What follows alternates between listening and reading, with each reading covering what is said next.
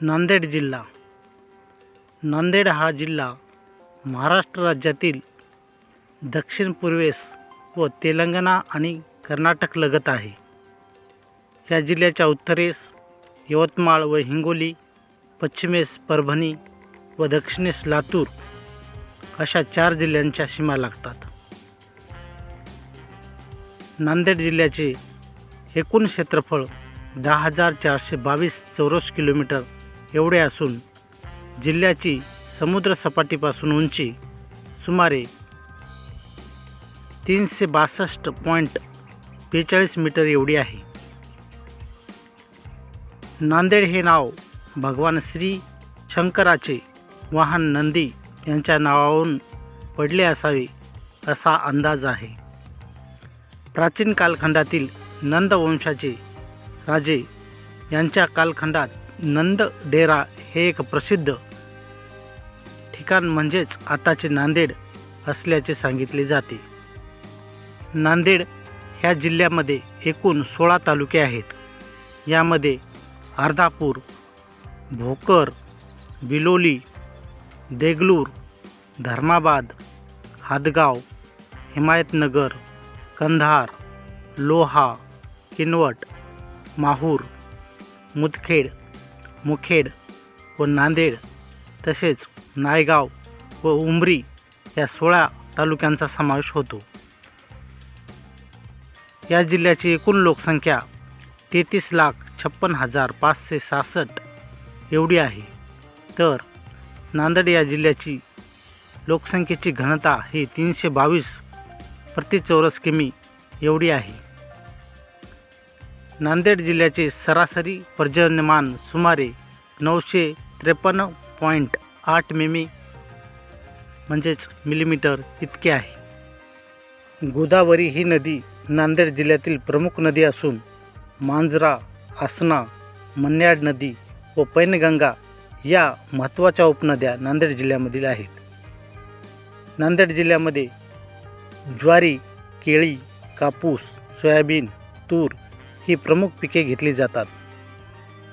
महाराष्ट्रातील मराठवाडा भागात असलेल्या नांदेड जिल्ह्याला ऐतिहासिकदृष्ट्या महत्त्व आहे.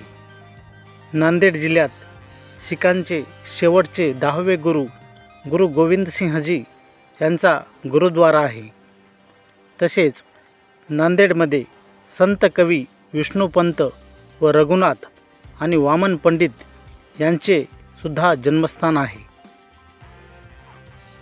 नांदेड जिल्ह्यात स्वामी रामानंद तीर्थ मराठवाडा विद्यापीठ व श्री गोविंदसिंहजी अभियांत्रिकी व तांत्रिक महाविद्यालय या महत्त्वाच्या शैक्षणिक संस्था आहेत.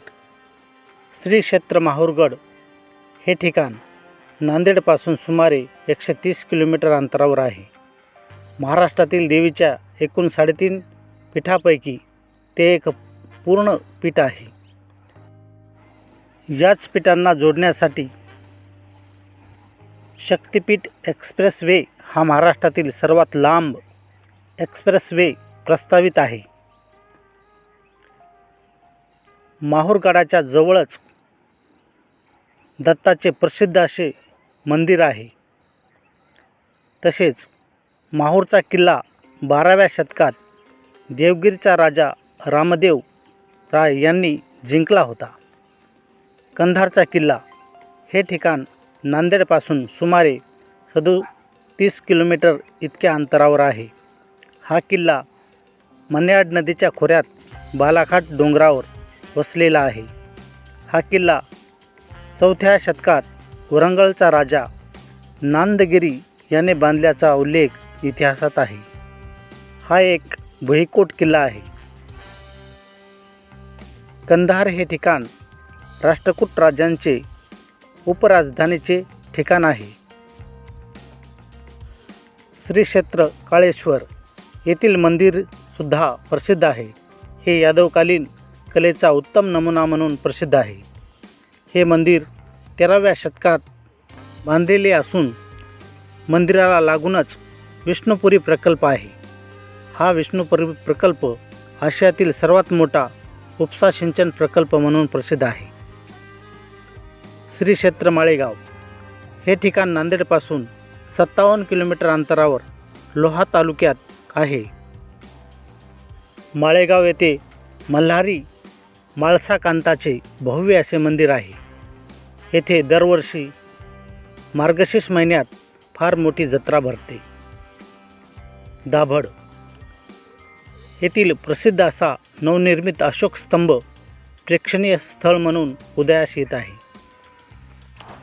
देगलूर येथील सिद्धेश्वराचे मंदिर प्रसिद्ध आहे.